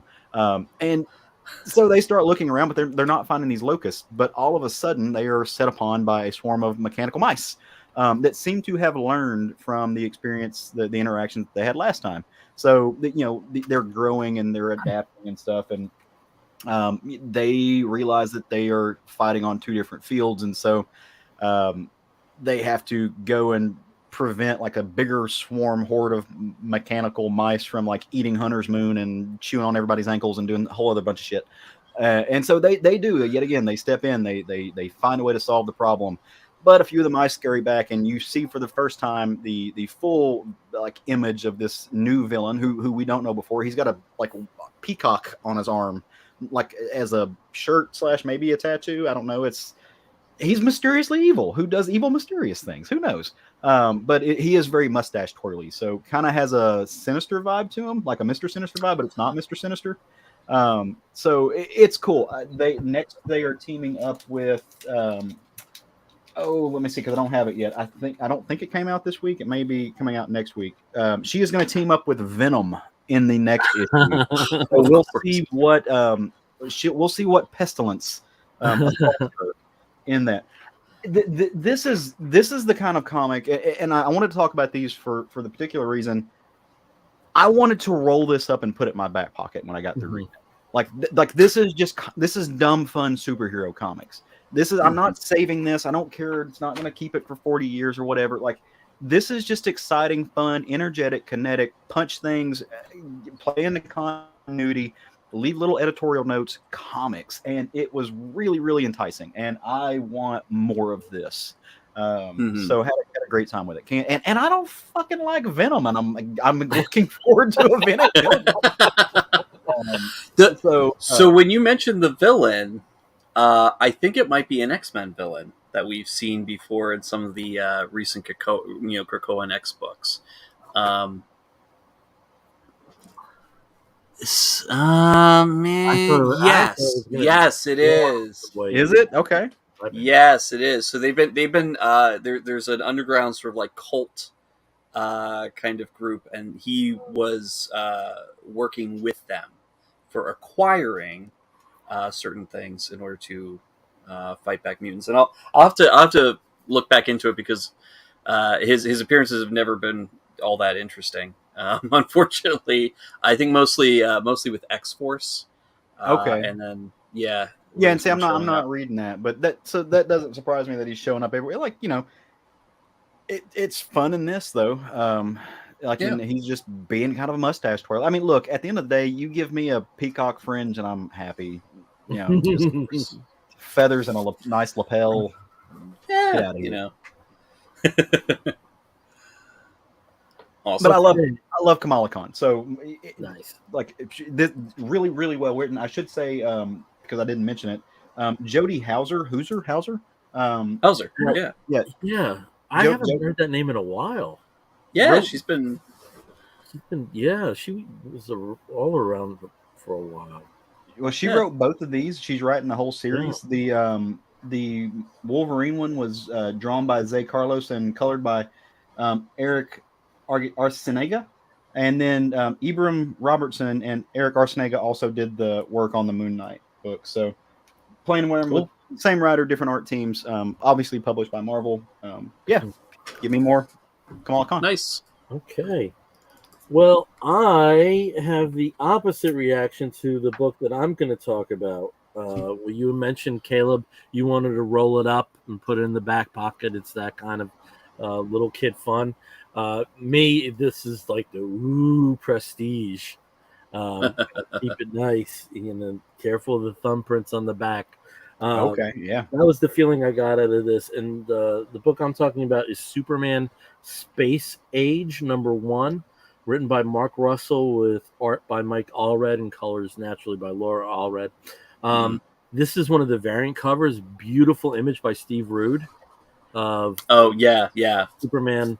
That's what I got. I could say like Clark discovering the Superman suit in the first Solitude. And in many ways, this is a spiritual cousin to James Robinson's and Paul Smith's The Golden Age, and also Darwin Cook's The New Frontier, in that it places the DC heroes firmly in a point in time.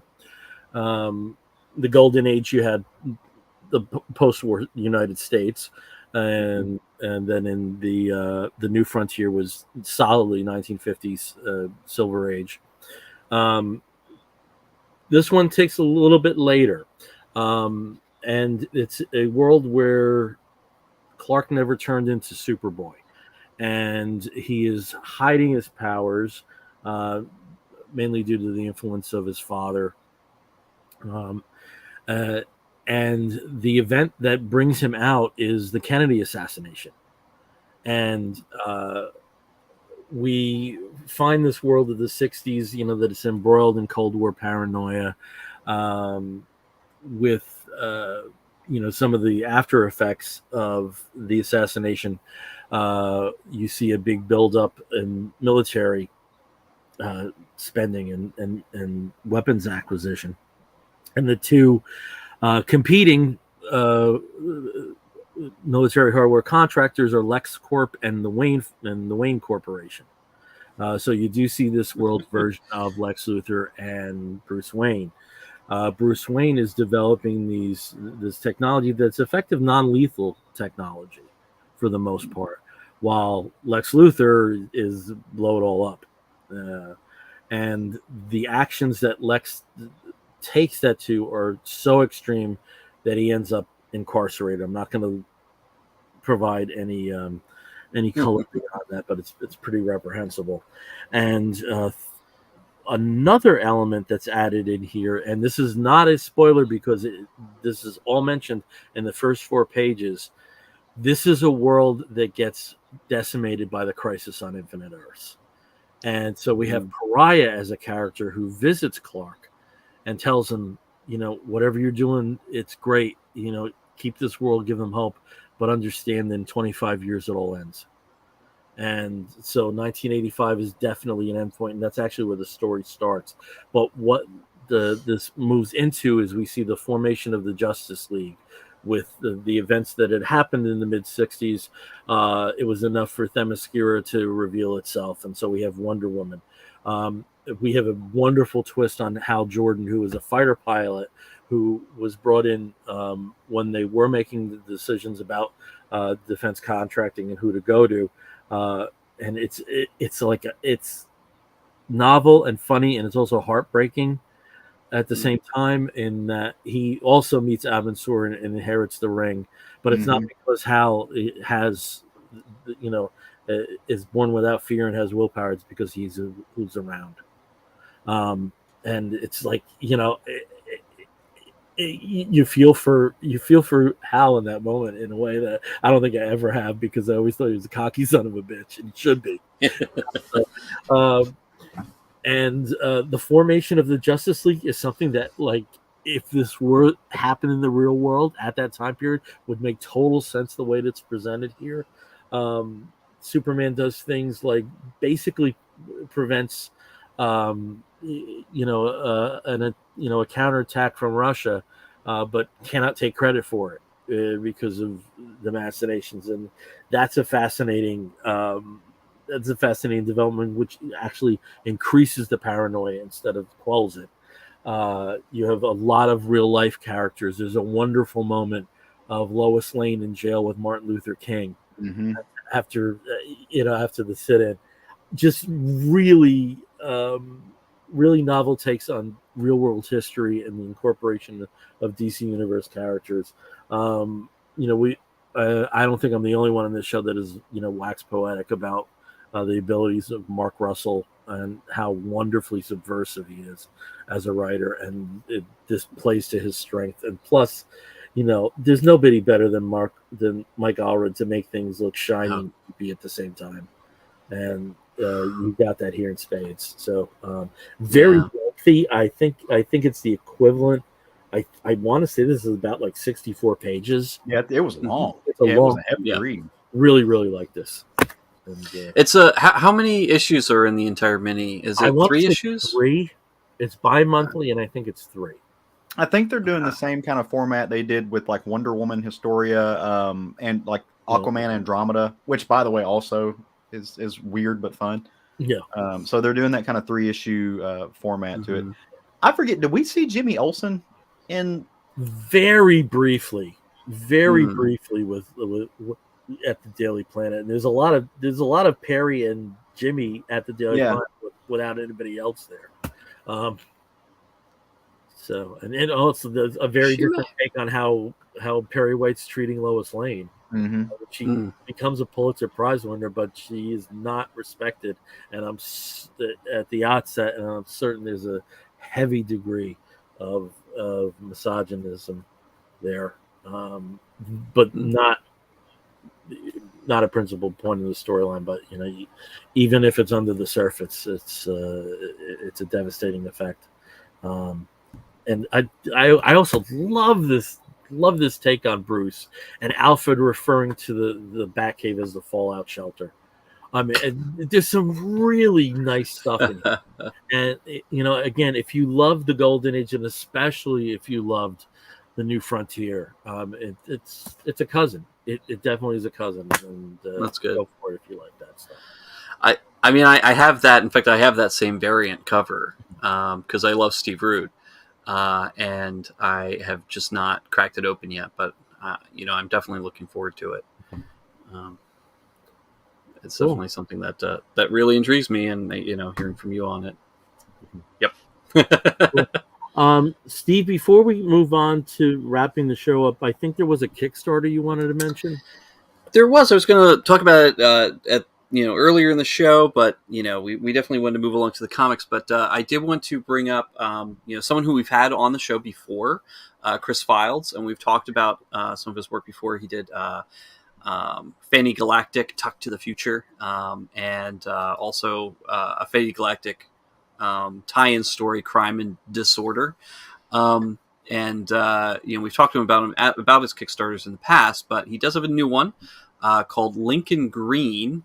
and trying to see if I can share it here. It just opened up a couple days ago, so it's still very early in the Kickstarter right now. Let's see, what is the date on it? Let's see if it'll let me do something.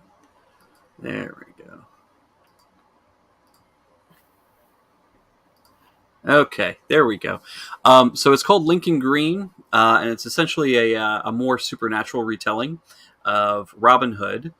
So there's a lot of supernatural elements, some horror elements.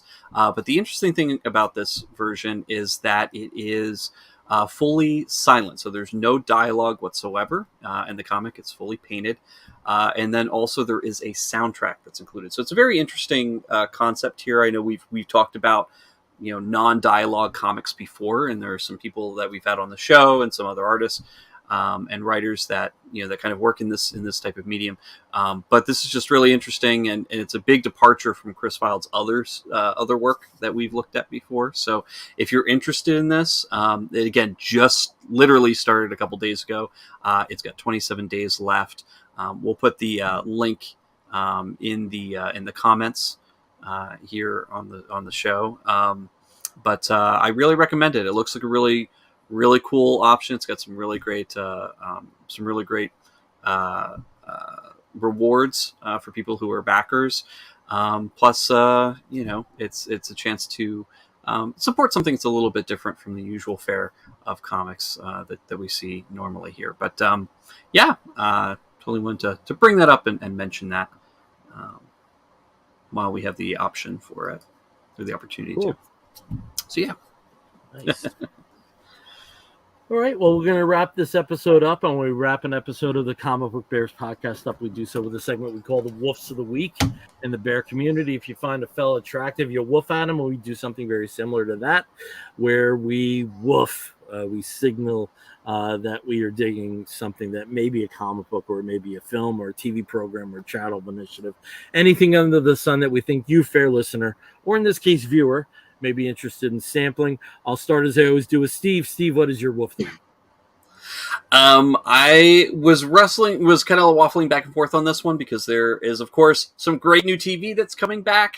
Some good shows are coming back. But then I've also been reading some really good prose books. So I think I'll talk about the TV shows this time, and the next time I'll talk about the prose. So I did want to mention that today, the day that we're doing this, is Thursday, the 25th. And I'm frozen on the screen here, but that's okay. Thursday the 25th, Paramount Plus has released the first episode of the third season of Star Trek Lower Decks, which is the animated Star Trek series that's goofy, funny, ridiculous, and plays with the entire Star Trek lore. Uses it as a total sandbox and has a ton of fun with it. And the first episode of the third season is, no different. It refers to a bunch of stuff, makes a lot of references to Zephyr Cochrane and First Contact, as well as several other, even DS9 has like a deep cut with DS9, how Commander Sisko wanted to open up a Cajun restaurant. Like, there's a bunch of great stuff here. Of course, if you do watch any of the Star Trek shows on Paramount Plus, be sure to watch the sort of after show that they have, which I can't remember the name of, but Will Wheaton hosts it. And they have a very touching tribute to Nichelle Nichols, who did pass away, a few weeks ago, that they talk about before they go into interviewing one of the voice actors as well as one of the creators of the show. So do recommend it. If you love Star Trek, you'll love this. Hopefully, because it is funny and it's good for you. And even if you don't like Star Trek, you'll have fun with it. All right. Over to Caleb. Caleb, what is your woof of the week? My wolf of the week also goes out to a television show. You guys know how I'm like late for stuff, right? I recently, because I actually have time to do so now, started catching up on a show that it's got 3 seasons, maybe 2 seasons, 2 or 3 seasons out right now, but it's going to make Bill happy. It's Superman and Lois. I'm in the middle of the 2nd season. I absolutely adore this show. I haven't followed Arrowverse stuff in a long time. It's just not my cup of tea. This is awesome. this is incredible. Like they nail the so and it was that kind of thing. Like we always see this when they talk about the movies, these headlines like, why can't WB get Superman? They can. They're doing it right now. Like, there's an actual show where they are getting Superman, and he's inspirational, he's aspirational. It's perfect. The family dynamic is wonderful. I love Lois, I love Lana. The kids are awesome. I was a little bummed to hear that the young actor who plays, I think, Jonathan Kent, because in this universe, this world, Lois and Clark have 2 boys.